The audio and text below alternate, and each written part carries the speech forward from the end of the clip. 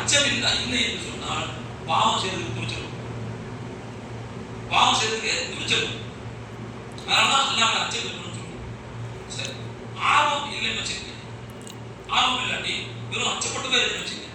ஒரு கட்டத்தில் என்ன ஆகும்னா இவன் நம்பிக்கை நிராசையா பயம் மட்டுமே இருக்குது. ஒரு இடத்துல என்ன அப்படியா அல்லாஹ்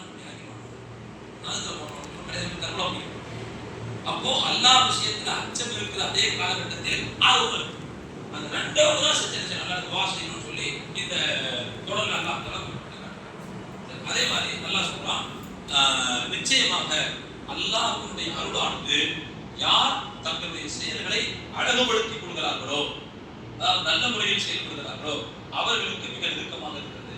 ஏனென்றால் அழகிய முறையில் அமல் செய்பவர்கள் நிச்சயமாக அல்லாஹ்வுடைய தடைகளை மதிப்பார், அவருடைய உத்தரவுகளை தலையில் தூக்கி வைத்துக் கொண்டு கொண்டாடுவார்.